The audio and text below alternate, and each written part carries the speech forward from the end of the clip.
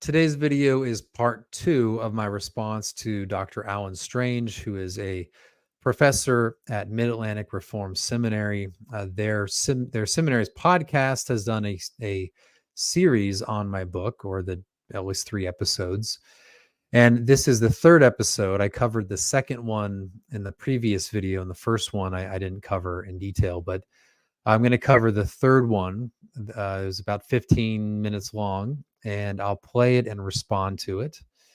And so, I mean, it's Dr. Strange is a friendly interlocutor, even though he doesn't find a lot that he agrees with, unfortunately, in the book. So I want to respond to some things he says here. So let's just play. I think he's being asked something. Well, actually, let me pull this up. There we go. And hit play there.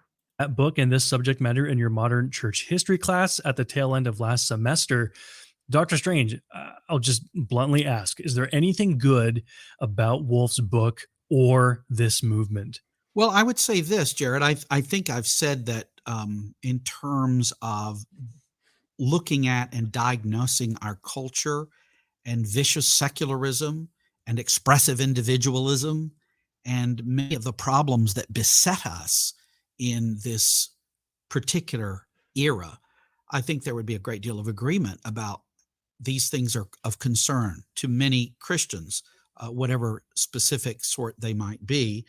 And I think also Wolf's book, you could say, because he does, as a political theorist, look seriously at a number of thinkers within the Reformed faith and take them seriously. I think he desires to take seriously the Lordship of Christ, which I take very seriously. I know that Doug Wilson has had a recent blog in which he has raised the question of there must be something transcendent to ground all of our ethics. And of course, I affirm this. But you see, the question is twofold. How clearly does the Bible set forth something explicit as a blueprint for government? I don't think it does set forth an explicit blueprint for government, for civil government. I think it sets forth all the principles that we would want to employ properly in politics.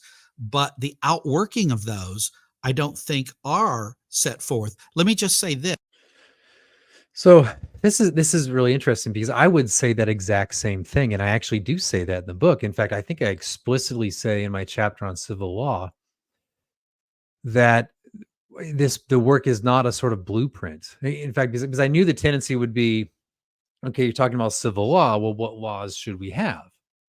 And so I explicitly said, I'm not just going to go and give you the set of laws that a Christian nation must have. I mean, I mentioned a few that you'd think would be, ordinarily what a Christian nation would have. But ultimately, yeah, and that's what I lay out is a set of principles for each people group or each nation essentially to apply to itself for its own good. And that can look different in different places. This is why I can say that some of the things that Geneva would do in the 16th century is permissible and perhaps appropriate for their time. I think a better example would be 17th century New England, where here's a group of like-minded people who found the Massachusetts Bay Colony with similar religious views and political views, and they established this colony for their good, according to an explicit understanding of church-state relations and all that. And so that would make sense for them to say, Baptists show up and they wonder, why are you here? Why?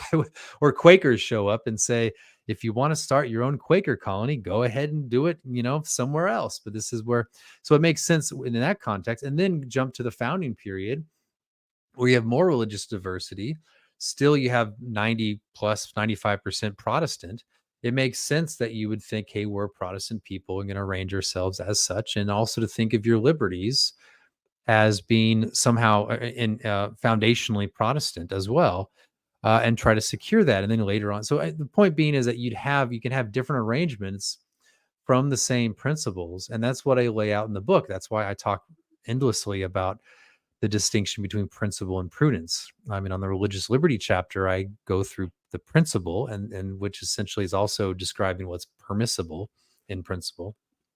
But then I go to great pains to show that that you have to take into account prudence in the way of life and the characteristics of the people, and that laws and customs are means to an end, and they're not ends in themselves.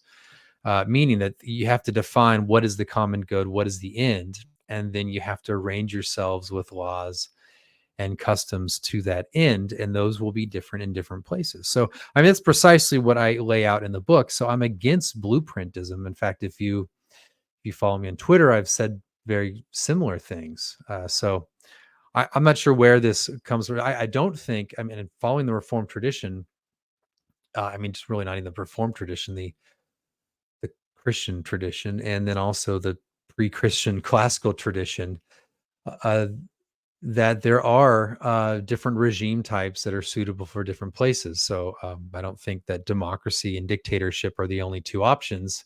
There could be, of course, republics, but monarchy, aristocracy, also mixed regimes. So yeah, I don't think there's a blueprint, and I mean, this is everyone pretty much affirmed this until the new political science of the post-war era, that there actually are different regime types, and they can be suitable for different places. But so anyway, yeah, I don't believe in the blueprintism model. So I'm not exactly sure where he's going with this.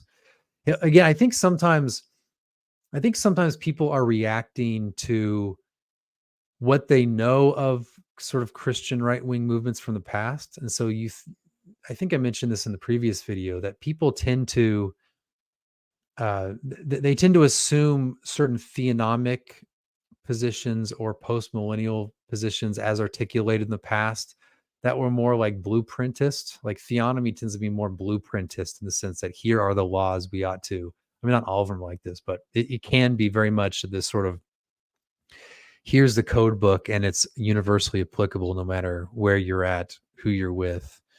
And so they have that kind of mentality of what I'm doing, when I'm actually not doing that at all. And that's in that sense, I'm not being so much innovative. I'm just kind of going back to what I take to be the classical Protestant position, or just Western political thought in general. But anyway, so let's keep playing here.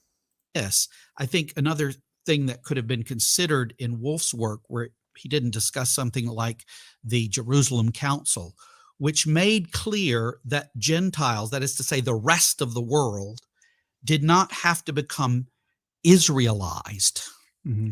And so the project of the Israelization of the world is not what we're about any more than we would disagree with our Muslim friends that the Islamization of the world is about.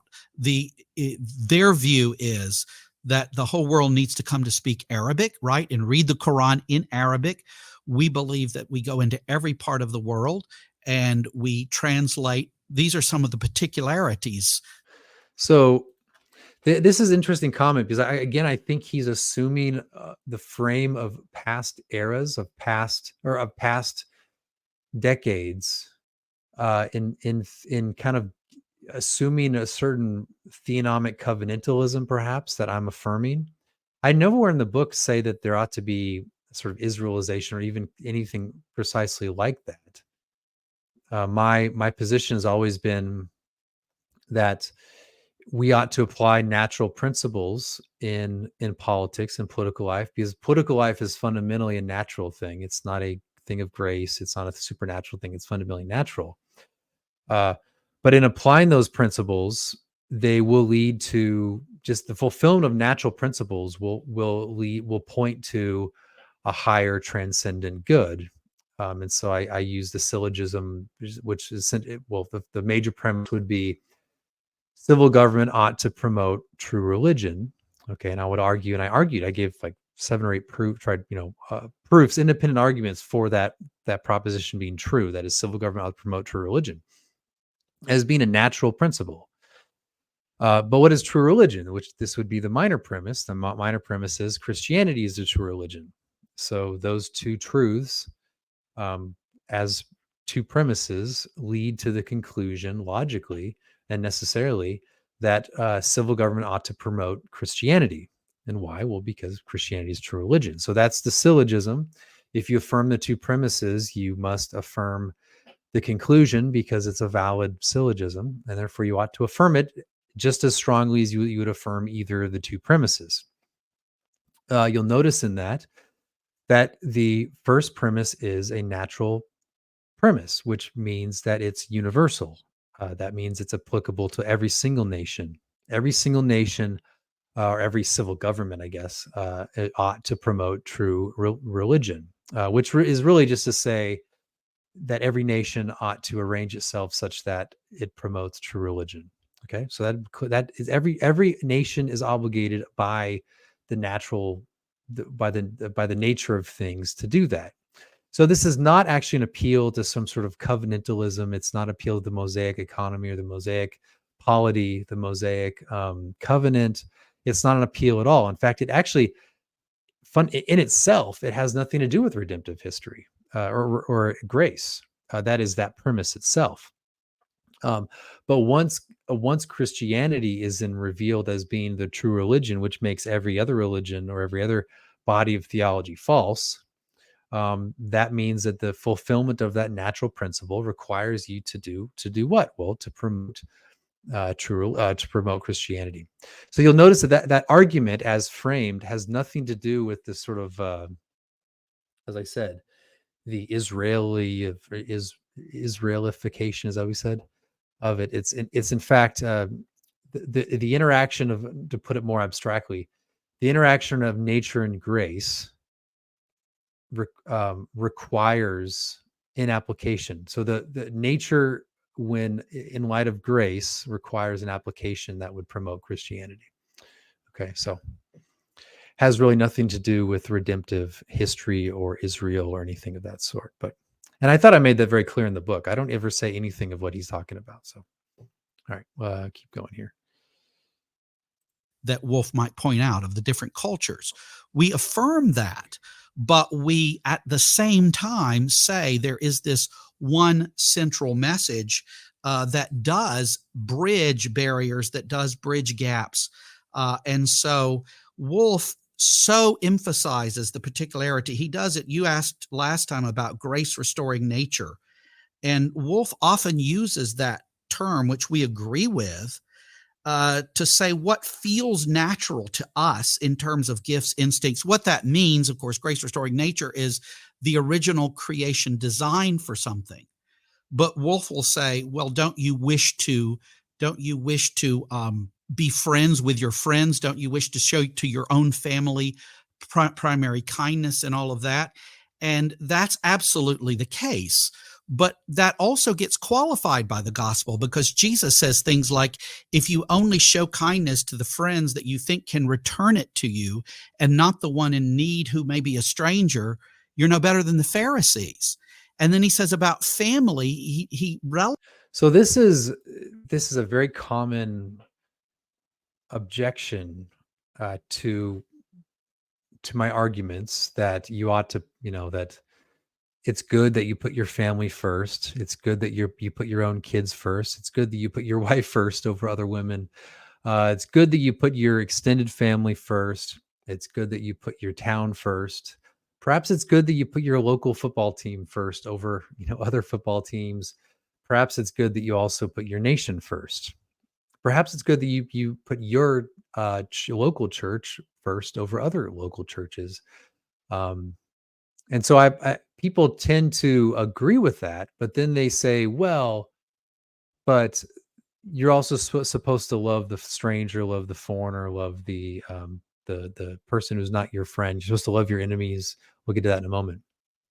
The thing is, I don't know what point of my argument they're objecting to. I mean, of course, like the idea of the Good Samaritan, the idea is that, yeah, you ought to, when someone is in need, immediate need, and you have the opportunity, the means and opportunity to help that person, yeah, you should help that person. If I'm driving down my road and I see someone laying on the side of the road, I'd be obligated morally, not even legally, but morally, to help that person in some sense, right? In some way, help that person according to my abilities and my need at the moment. So no one's doubting that, and no one on my side doubts that. So in that sense, everyone is a potential. Every single person is a sort of object of a potential object for your beneficence. That is, you doing actual good for them. You ought to wish well every person, even your enemies. So I'm not challenging that at all. The question is essentially an order of loves, and which everyone, but most people affirm this. I mean, it's not even Augustine. It's prior to Augustine, of course. Of course, Thomas Aquinas affirms it. I've seen so Calvin. I mean, everyone essentially affirms that there is a order of loves, and really it becomes really kind of pretty absurd when you think about, should you prefer your own wife over other women? Should you prefer your own parents over other parents? Should you prefer your own kids over other kids? It was of course, and so yeah, the idea that you ought to prefer some of others is just basic, and it's not simply like a bare command that you ought to do that. I think this is what people have to realize. When I say that, like, you ought to prefer your own family, other families, which most people would affirm that. I'm saying that because that's good, because that's what maximizes the good. When people have unique responsibility to some over others, that's the very design of that that's what sort of precondition for their being good, right? If all of us were supposed to love all kids, like every kid, regardless of whether they're ours, then in fact kids would suffer in general. That in fact kids in general flourish better when parents have an exclusive or primary love for their own children. The same thing is true about a nation. If you're supposed to love all nations, it's kind of like that old phrase. I don't get it right, but like the idea, if you love humanity first, you're going to end up loving no one. There's that idea that loving I think Chesterton said it, that loving your nation first is actually the precondition for you to love others.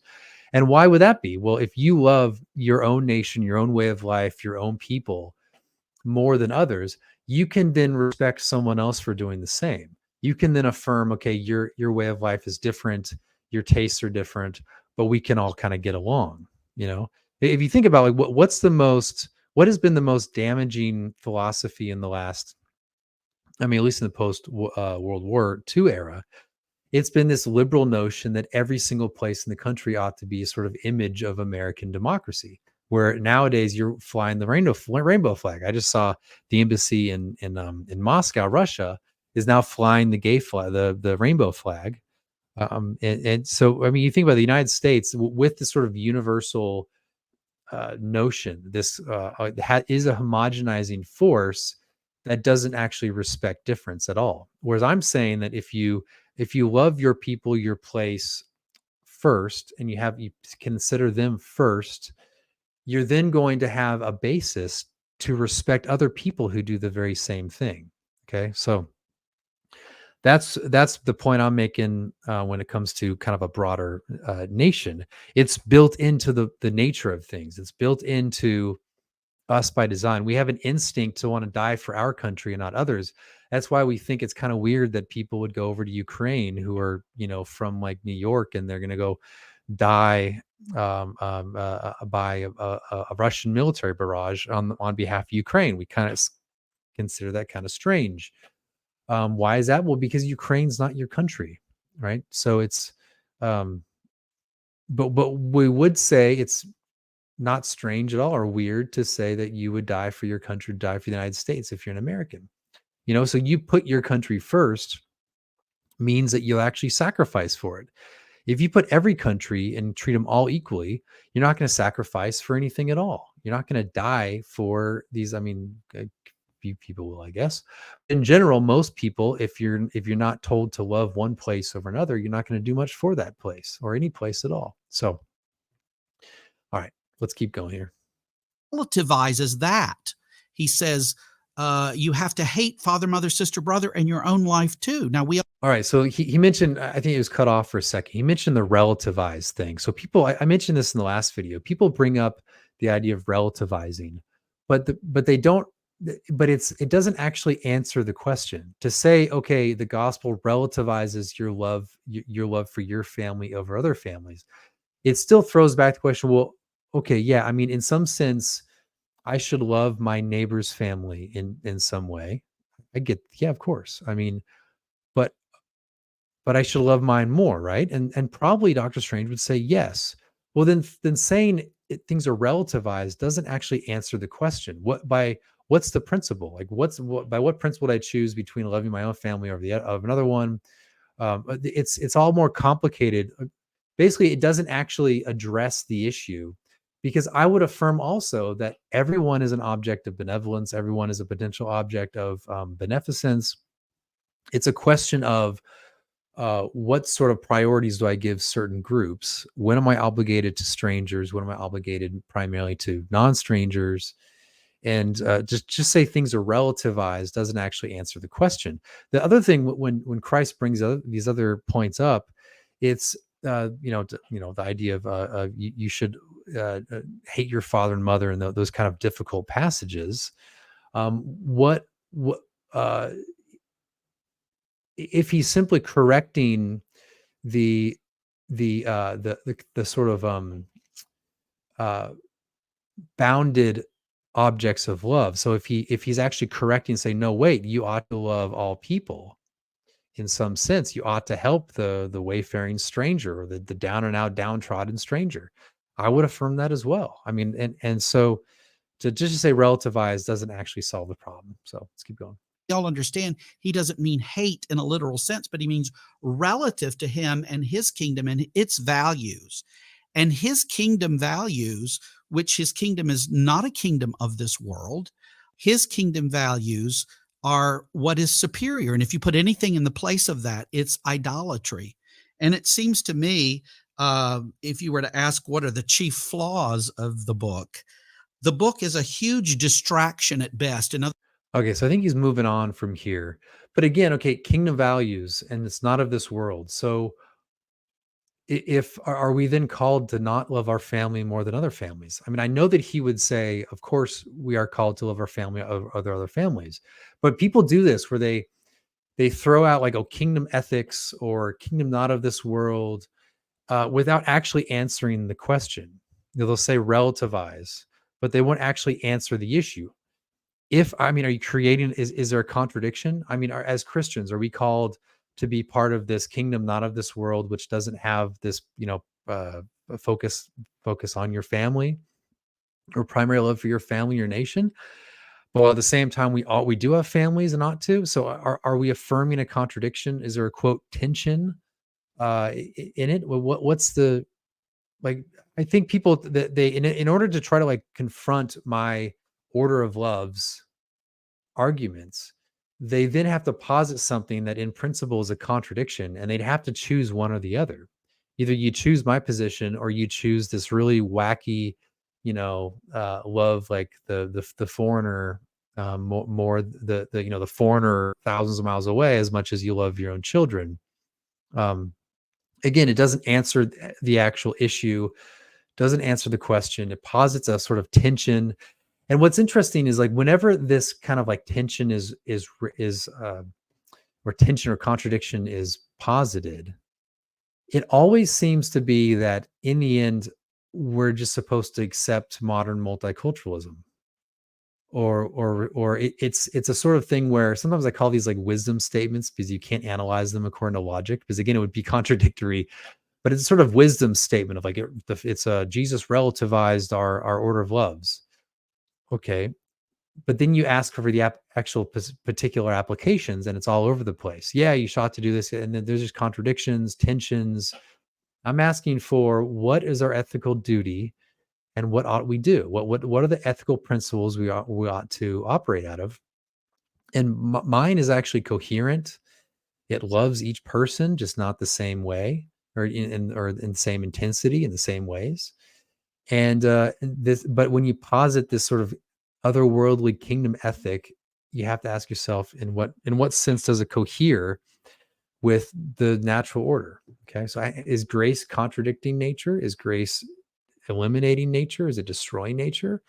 Or is grace is it Is it renewing? Is it recovering? So I mean, I don't know. Just what it's just all sorts of problems here. In other words, it's taking Christians' eyes off the ball, so to speak, that they should have their eyes on.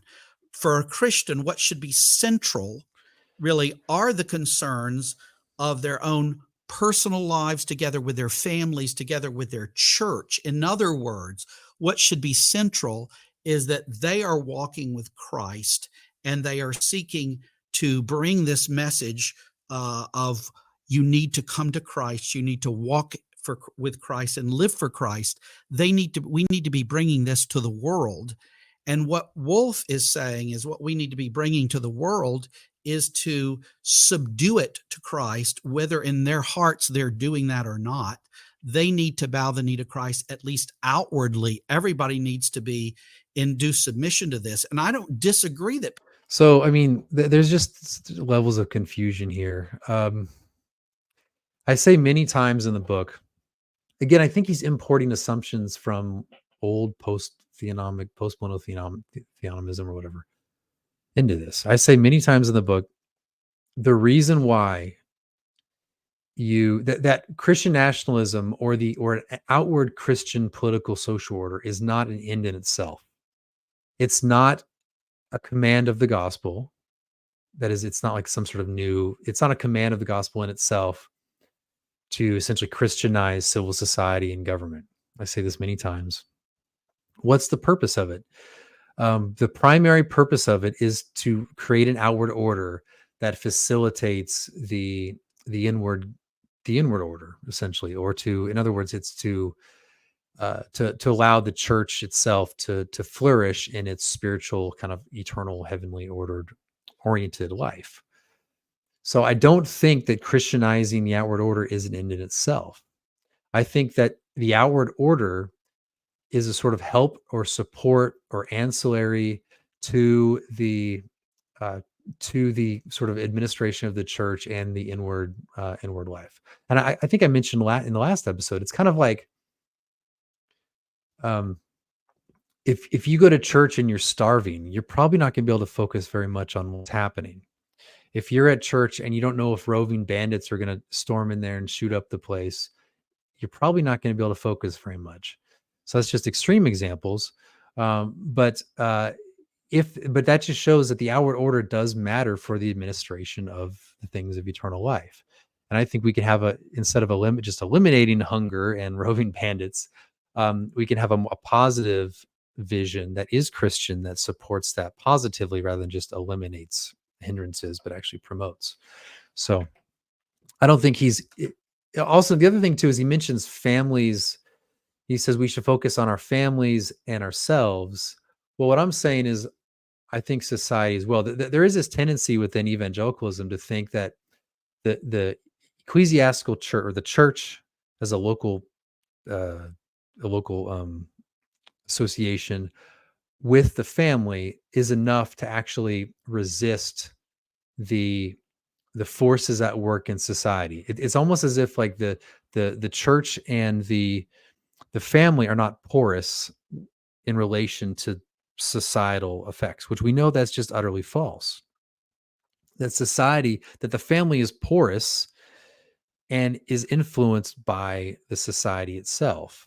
And because by design, families are supposed to be in society. Households are supposed to be in combination with one another. That's what a civil society is. It's family, it's households in combination with others pursuing some sort of common life.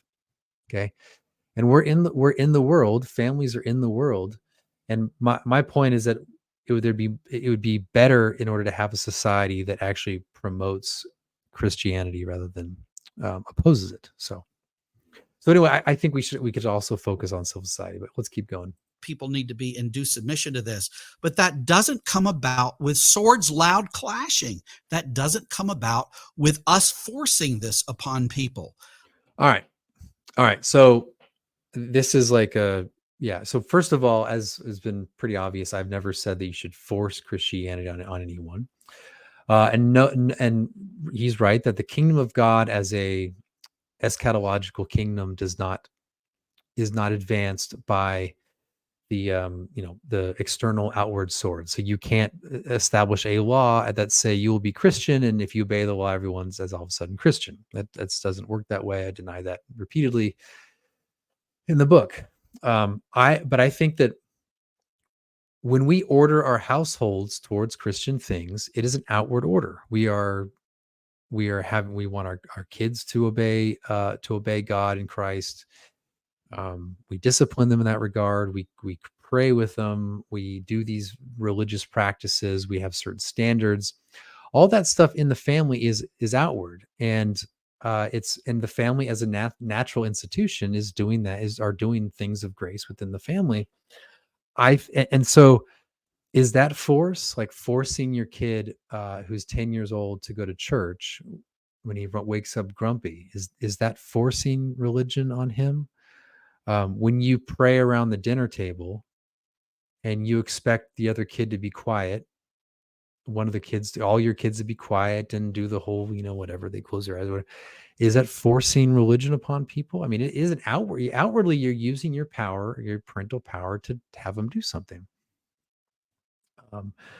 If your 6 or 7-year-old says, use the Lord's name in vain, are you going to correct that kid with using your power? Maybe you'll punish them if they're obstinate. What would you do? Would you send them to their room? Would you have a nice stern talking with them? You would probably do one of those things. And that's within the family sphere. So, what my point is that you're using outward order in a natural institution to order your children to these higher spiritual things. And you wouldn't say you're forcing it upon them. You're saying you're just fulfilling your responsibility as parents to them. And in some way, this outward ordering will bring about what you hope to be set the conditions for them to accept the gospel. That I think kind of flies in the face of what Dr. Strange is saying with regard in principle, that civil society cannot force upon, or that people cannot force you into the kingdom of God. My argument is that, well, we do this with the family. Why can't we then in principle do this with civil society and government? Now, of course, those are they're two different spheres, of course. So everything would have things that the power is different, the sort of punishments is different, the authority is different. I get all that. But why, if we can do these sorts of things in the family, why can't we also do that in civil society in principle? And I think the logic of Dr. Strange's position would have to then say, you as parents cannot correct your child when they take the Lord's name in vain. Okay. Because, then you're forcing religion upon them. And you say, oh, that's ridiculous. Well, okay. Well, what's the principle you're applying? It is outward. You are using your own power, which is a natural power. It's not like a parent gets their power from the church. It's not a spiritual power. It's a natural. You have a natural power over your children. Okay. Just like in some sense, a little bit different. The civil authorities have a sort of natural, in a way, power over their subjects. Okay. Yeah. Anyway, I could keep beating on that, but I'll stop there and we'll keep going. To the degree that we had that approach in previous times, many of us, I believe, have rightly come to see better than that. And part of the problem of all of this, Jared, is, as I was going back to saying, our program is not like the Muslims. They have the Arabization of the world, or like maybe even some Christian Reconstructionists, depending on how you view things, the kind of Israelization of the world. We don't have that as our program. What we have is a program that, as its center, is spiritual.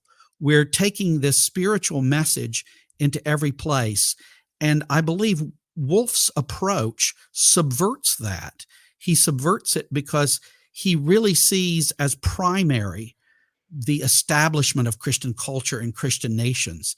And I'm concerned as a historian. So the word primary is weird. It depends on what. Yeah. So I'm a political theorist writing about politics. So in a sense, if I'm writing about politics as a political theorist, then in a sense, my primary concern is going to be politics. So in that sense, maybe he's right. But in the grand scheme of things, I'm very clear that true conversion happens through persuasion, and that happens principally through the preaching and administration of the word, um, through ministers, or through just fellow, like family or someone or friends. So yeah, you cannot convert anyone through sword or force. So, but I would just say again, like in our families, like I said before, we use outward natural power to create conditions such that that persuasion can happen, right? So, I think logically he would have to then deny parents you'd have to deny the idea of a Christian family. So let's keep going. Historian, I can understand he has this political ideal, sort of like, Plato has this ideal of the republic, and he puts this out there, and the philosopher king. Well, he speaks about a Christian prince. And so he has these ideals that he would like to bring about. But the question is, in terms of the on the ground history, which is where we are right now, how do we get there from here? And then you have to say, again, if you want to put it the way, say, Rushdoony was putting it to me in the lunch, or Bonson, well, we don't do it by force. We don't do it by revolution. We do it by regeneration, changing people's hearts, winning people. I don't happen to see the witness of Scripture to be that there's going to be this massive winning of hearts and people are going to, I don't see that as the witness of Scripture. However, it's very different, though, and that's an internecine debate that we can have among ourselves. It's very different that if God were to bring about such a change in, say, American society, that American society wanted to more openly and expressly embrace these kind of Christian convictions, that would be one thing. But I want no part, and I don't want those to whom I minister to be distracted by thinking that we're supposed to have some part. Our focus should be, we have to subdue this land by hook or crook to the Lord. I want to subdue this land to the Lord, and every land to the Lord. Psalm 2, kiss the Son lest he be angry, you perish out of the way. But that's through the preaching of the gospel. Yeah. It's through the preaching of the gospel, and that's what subdues hearts. So this is something I mentioned today on Twitter, that there's this tendency among Reformed folks to want to get away from politics, or to basically say that essentially ease our way into Christian political order. And I think that it's an interesting dynamic where you see both post-mill people and on-mill people kind of have the same perspective, that we really can't be deeply political animals or political beings. And also that we can't have a strong political will. I mean, I think this is also, frankly, I think what is Dr. Strange is he's just reflecting post-war type of, it's like the Rusty Reno, he says the return of the strong gods, where the biggest fear after World War II is having a strong political will. You want to have the way to have peace is have a weak political will. And I think that's what's reflected here. But anyway, but there is a sense among like post-mill, on-mill people that who don't want to have a strong political will. Well, that's like, oh, well, I do desire to have a sort of Christian political order, but I'm not really going to do anything with it until there's a sort of mass conversion and we can just kind of ease kind of straight into it. That politics becomes easier, that politics is not hard, that politics becomes something you could just kind of a weak sort of, oh, well, let's do this now. Sort of thing, instead of being I could just go back to like Calvin's Institutes. He dedicates it to the King of France, and he doesn't say, oh, yeah, if there's a mass revival, you can just kind of ease into, true religion here, King. No, he says, like, you have the authority, now do it, and enact it. And so I think that's kind of what is reflected here. And well, he says more to say. I'll say more as we go through it. That's what wins. And it's a winsomeness. Yes, Jesus is Lord, but the same one who is Lord says, come unto me, all you that labor and are heavy laden, and I'll give you rest. That's why I prefer something like Dane Ortland's approach in terms of gentle and lowly. And there's nothing of that here. There's really nothing of that here. When you talk about flaws of the book, problems with the book, what the book seems calculated to achieve is a real dissatisfaction, whip up the dissatisfaction on the part of God's people. If I may, some of our listeners who are older may remember the classic movie. Okay, this is a strange. I mean, strange. You keep saying strange, don't I? It's interesting. I mean, a lot of the book is actually more just tedious argumentation. I don't know about stirring up this dissatisfaction. I am trying to spark a political will for change. So that is true in that regard. I don't want there to people to be resentful or any of that sort of thing. And as he'll say, but I will say that yeah, I don't. I don't think that I'm trying to make people unsatisfied with their life or their condition, but yeah, I do want to reinvigorate Christian politics. From the 70s, 1976, I think it was, Paddy Chayefsky, who was, I think, a communist, was the director. Network, and it won Academy Awards and so forth. And this man, Peter Finch, won a posthumous Academy Award. He played an anchor man on a network who on air went insane, which you couldn't tell that anymore, I suppose, if it were to happen. But he goes insane on the air, and he urges everyone to go over and to throw their windows open. And because this is a family program, I'm going to clean the language up here. But he says, go to your windows and throw them open and yell out, "I'm as mad as heck, and I'm not going to take it anymore." There's a sense in which this book is a kind of call for that. And where's the Christian humility? Where's the Christian, we win through weakness? So I think this is one of the, I mean, again, like if you think through the implications of this idea, first of all, like I'm mad as hell, not going to take it anymore. That's what he's citing, that famous line from that movie. I think that's an exaggeration of what the book is about. I think people would think it's like some one long rant instead of a kind of a systematic treatment of Christian political theory. But yeah, this idea of we win by losing, we win by being weak. I think there's confusion in. I think actually the classic Two Kingdoms can kind of deal with this in the sense that, yeah, when it comes to the kingdom of God and its spread, it deals with, you use a different power. The power, you can't force people in, you can't buy sword into the kingdom of God, and so it requires a certain wielding of a power that is you persuading people to accept Christ. But we're talking about political authority. Okay, so in order, what people don't realize, like if you desire like the common good in society, if you desire our neighbors to live well, if you desire your nation to flourish, you have to establish in your political community some sense of what that common good is going to be. You have to, and then you have to have the will for that to come about, right? And so when Christians have this very reserved posture with regard to politics, we see precisely what that is doing. I mean, just think of right now, who has the political will to change things? It's the left. I mean, literally, we can't define, what a woman is. There's a contagion of transgenderism in high schools. Okay.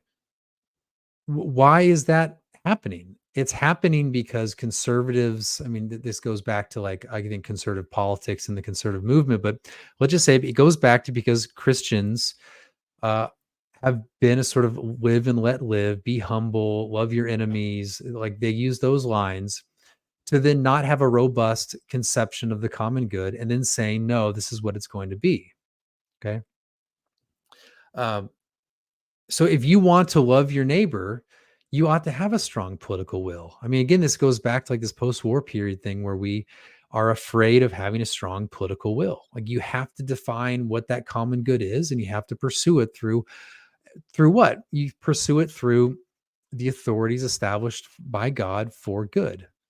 So I think we have to have it's one thing for you in your personal life to kind of in everyday life, being kind to people.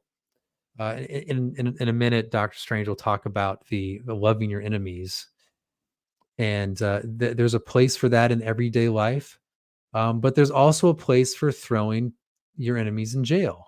That means if someone is promoting, um, degeneracy in some regard, they ought to be suppressed.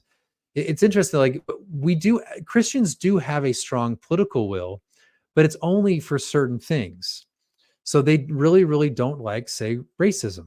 Like Christians are very willing to destroy someone who they consider a racist. And yet at the same time, they're very willing to work side by side with an atheist who, yeah. So there is a weird contradiction there, that they will have a strong political will on some things, but not on the things that actually could benefit the actual society itself, which is having a strong will with regard to the common good as a Christian, and seeing that happen. Again, they're willing to destroy people for certain things, but not for a robust conception of what's good. So let's keep going. Our there seems to be a despising of that. Paul says, in our weakness, his strength is made perfect. This is a call for Christians to be as power grabbing as the Gentile world leaders who lord it over you, to use the language of our Lord Jesus Christ. The power grabbing thing is interesting. So yeah, I don't think that I'm not calling for power grabbing. I think that Christians ought to seek after power and use it for good. But not saying, I think it's a bit of exaggeration. And the idea that weakness, okay, well, you do want to punish murderers, right? You do want to have libel and slander laws. You do want that sort of thing. You do want to punish theft, right? So we do actually want to throw people in jail. And so there is the use of power. Why are we willing to use, why we as Christians would we vote for laws that would throw people in jail for life, or execute them for murder? That's pretty strong. But is that weakness, or is that not weakness? So again, when Christians throw out these principles, like these, sort of proverbial statements, when you work them out practically, it leads to absurdities. Okay. What does it mean in the political context to be weak? It means you're subjected to slavery. It means that whatever the non-Christians want, they get. Is that good for them? I mean, let alone for you. Is that good for them that they get whatever they want? That they would then force upon themselves gross idolatry, or just think of what's happening now? Is that good for them? Is that loving your neighbor to be weak politically? So there's just so many just compounding absurdities and contradictions in politics when Christians throw out these statements we glory in our weakness. In a political context, you work it out consistently and it leads to absurdity, or a lot of, I would say, well, actually it leads to absurdity, but also just unfavorable results. And he says, rather, you ought to wash one another's feet. And he says, he who would be greatest would be last. And I remember very, very much when I was ordained and installed, the charge given to me by Richard Gaffin, Dick Gaffin, as many of us know him and love him. And he said, kingdom greatness is a 4-letter word spelled L-A-S-T.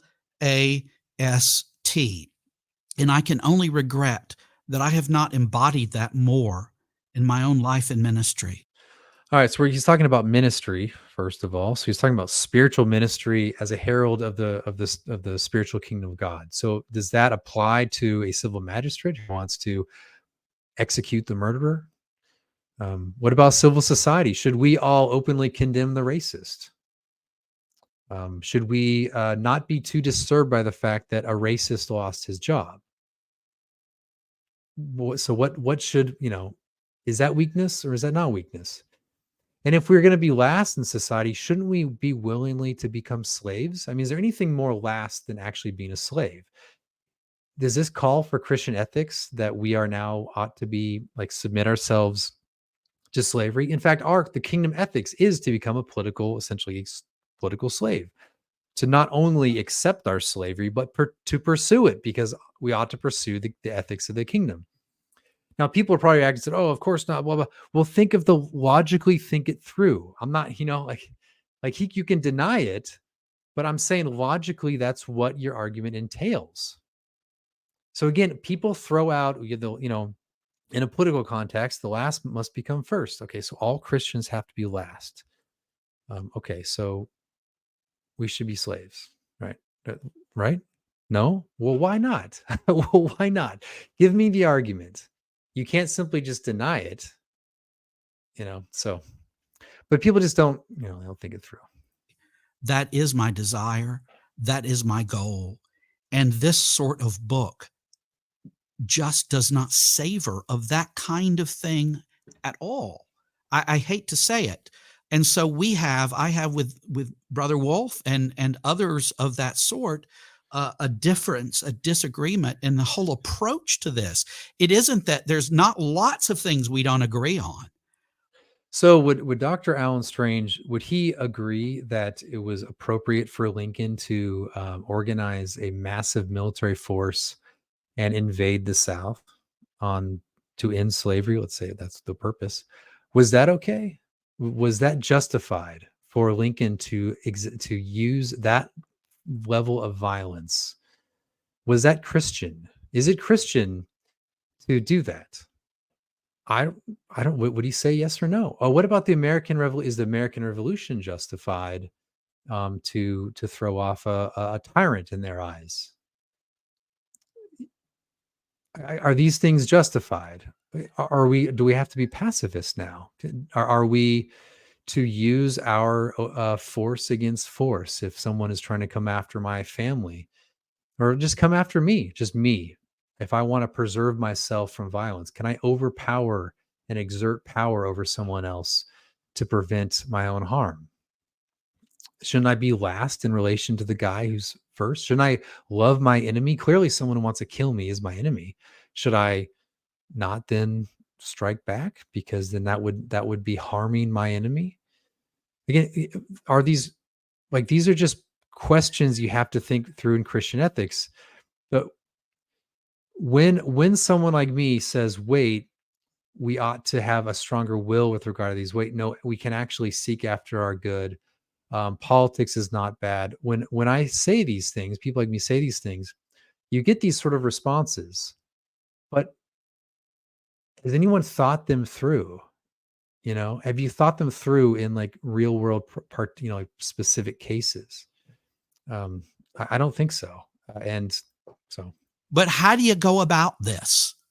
And he says that the church and pastors in the church is kind of a support agency, and the pastors should be viewed as chaplains. It's like we're in this war, and the pastors are chaplains in the support of this greater effort.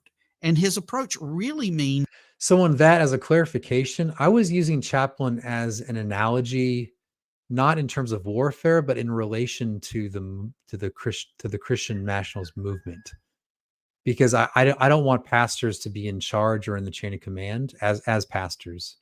I was trying to say that, like in a military unit, you have a chain of command, right? You have the commander, and you have subordinate commanders, and that commander issues an order to the subordinate commanders.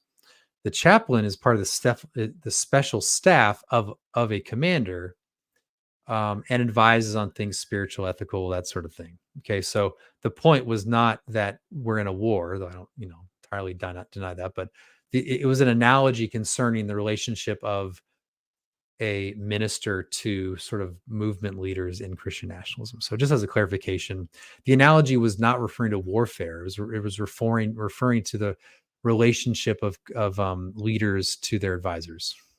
The marginalization of the church. Now you've used some pretty strong language to define this book. You've even called it toxic and dangerous. Explain. Well,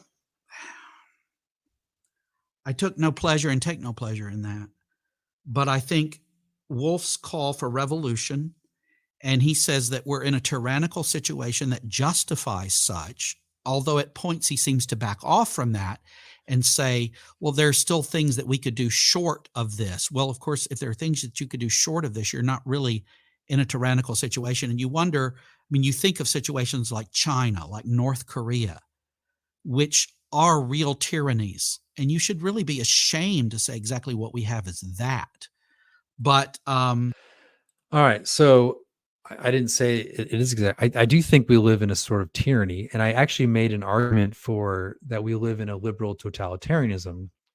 And it's deeply psychological. I go on a few pages about this. So yeah, I don't. The argument was essentially that it's easy to miss this kind of tyranny precisely because it's more psychological. Um, the What's interesting is that, like, you just take what's his name, Legutko is a Polish philosopher, wrote a book called The Demon in Democracy, and he's Polish. He's Polish, like, philosopher, and I think he was a politician for a while. And he wrote and he's an older guy, so he lived under communism and now, post-communist liberalism. And his argument was, like, liberalism was more successful than communism in destroying religion in Poland and just Eastern Europe in general. And why is that? Well, because it promises freedom on the surface, but underneath it undermines it. And so actually religion was suffered far more under, conditions of freedom and liberalism than it did under communism. So, and I think that, I quote that in the book, and then just how that we live under a sort of psychological pressure system to adopt certain norms. I mean, just take it for, like, before Obergefell was that ruling. I think it was like 50% of people or less believed in gay marriage, and now it's like 85, like 80%, 75%. The fact that within maybe less than 10 years you can go from that number to much higher means that there's extensive control over the mind. So there's more to it. I'm gonna go on and I could do a whole show on this, but yeah, I mean, isn't it obvious that we live under a type of totalitarianism, a type of tyranny? Now, the problem with this type of tyranny, as I say in the book, is that it's harder to know how to revolutionize against that. Like, who do you overthrow? Especially in our regime. Like, is Biden the tyrant? Eh. Is, like, some random bureaucrat the tyrant? That's why a lot of times on the right, we'll talk about the regime being the sort of tyrant. But the regime is everything from your local community college professor to Biden. How do you get rid of that? And the book, I don't actually call for revolution, so that's actually not true. I justify violent revolution because, well, it's always interesting to hear Americans get all bent out of shape over someone arguing that like violent revolutions justified. Like, the founding of our country came about from revolution. And again, the Civil War. I mean, what was it? 700,000 people died in that. Soldiers died. Isn't that right? I think that's the number of Americans died in that. And Lincoln could have said, "Okay, fine, go," and there would have been no war. But anyway, it's weird how we like some violence but not others. I mean, I don't know. I mean, maybe Dr. Strange could talk about whether he thought the Iraq War in 2003 was justified. Did he speak publicly or privately in support of that war? I don't know. Be interesting to hear. yeah, I think it is toxic because this call for revolution does play into a variety of hands, including racist hands. I mean, there are things I don't have any clear notion. It's interesting that that racism has come up several different times. It's as if that social dogma is a really big no-no that the church should use its power to combat. And if someone has any hint of it and he doesn't know for sure, then that is a ground to just kind of call something toxic. I mean, he doesn't say for sure that I'm a racist. He doesn't say that I am. He's kind of unsure I'm racist, but there's been hints and allegations and rumors. And so for that reason, the book is toxic.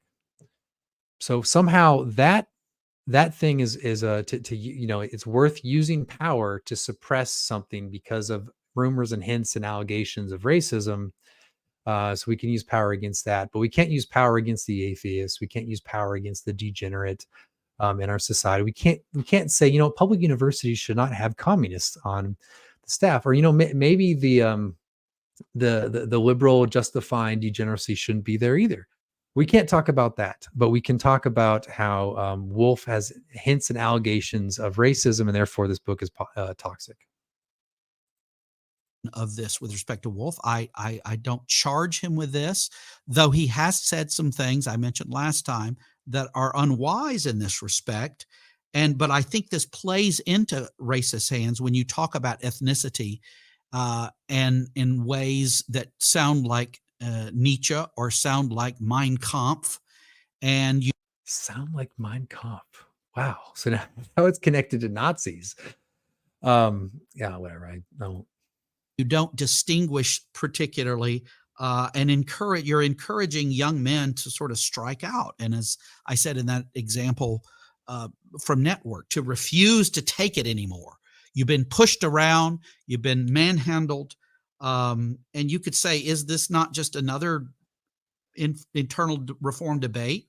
Well, I don't think so, because of the place that it gives to violence. And as I've said, even people like Brother Rushdoony in the lunch were making it very clear. No, our goal ought to be the regeneration of hearts and lives. And as lives are changed, as people are changed, that will reflect itself in society.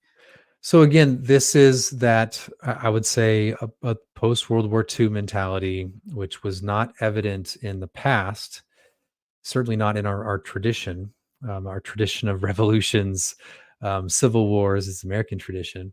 And then broadly the Reformed tradition itself, which called upon civil rulers to enforce true religion.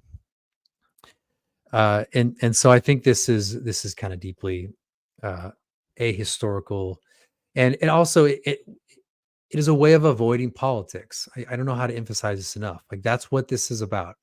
It's avoiding the necessities of politics by saying, okay, we'll just wait on God until there's enough spirituality, enough like revivalism, revivals, and then we don't need to be political. We'll just ease right into Christian political order. There'll be no conflict. It won't be difficult. You'll just ease right into it. We won't offend anyone. There won't be people on the margins being upset with us. We'll just ease right into it. And that itself, that principle or that idea, I think is just utterly foreign to our tradition. Certainly is foreign to the confessions.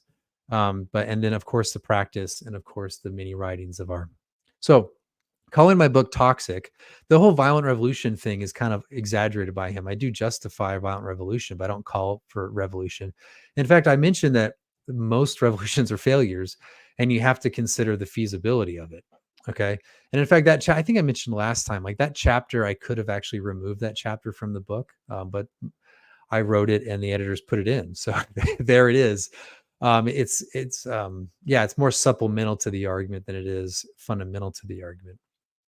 That's why in fact, I even say in the book at the end of, I think the civil magistrate chapter, I say, now this completes my argument for Christian nationalism. Now I'm going to talk about other things. So anyway, yeah, but to say my book is toxic is interesting because Calvin calls for these things. Is he toxic? Johannes Althusius in Politica calls for all these things. Is he toxic?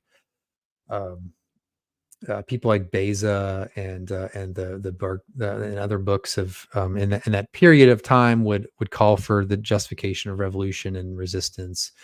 Are those toxic? Was American Revolution toxic? Was the Civil War toxic? Is by toxic, I can't help but think that this all means nothing except the suppressing the so-called strong gods of the post-war age. That's just, I think, what it comes down to. Now, again, I don't read the scripture to say there's a massive change coming, but if it comes, I will not complain. Again, so like he'll say this, but is he really then willing if that were to happen? Like, this is like a friend of mine asked this question: is if there is mass conversion, are you really prepared to then establish the blasphemy law that will deal with the onesie twosie that show up and want to blaspheme? Are you then really willing to do a Sabbath law that restricts commerce on Sunday? Are you then really willing to then suppress the someone who gets tempted by anti-Trinitarianism or Unitarianism? Are you really willing to do that? I don't think so. And so I think in the end, our politics, our Christian politics, is nothing but we are utterly passive, and it's nothing but a purely active work of God, and that's it. Again, it's the extinguishing of the political that is very kind of convenient given our sentiments in this age. I will not complain. And I think that the kind of thing we should work for is getting the gospel out. And at best, this is a distraction from that. At worst, it's a replacement of what we ought to be doing with something that we should not be doing.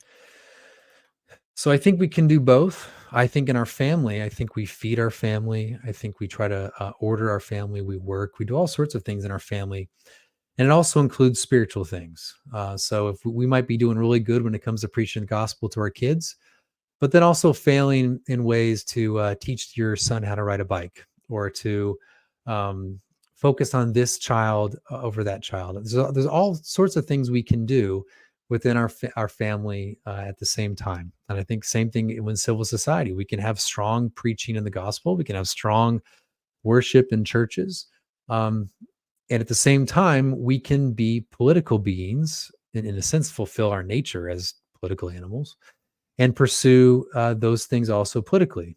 We can try to arrange our outward affairs that are conducive to conversion and to the flourishing of the gospel. So I think this is like a sort of false bifurcation. And will create proud, resentful people who are, we're undergoing difficulties in our present society. Should we? So I think what's creating resentful young people is people. I don't know Alan Strange's views on this, but like just take like young white men. It's obvious at the time that there's almost outward discrimination against white people in hiring and admission to universities, and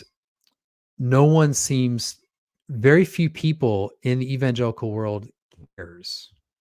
No one will mention it. No one will bring up at all civil rights era legislation, how that's developed in jurisprudence. You want to ask them, how do you think these young men should deal with this when they're being marginalized actively through official policy? What would you say to that? And I don't know what they would say. I do know what they would say if it was a black person. I know precisely what they'd say. Oh, it's a travesty of justice, and we should preach against it and do everything we can through civil power and legal power and social power and ecclesial power to destroy it. So what's creating resentful young people within the church? Could it be the fact that there's these contradictions, that clearly they're not actually in their corner? So yeah, I don't think that I'm creating resentful. I'm not creating resentful people. I hope not to create resentful people. I want them to know that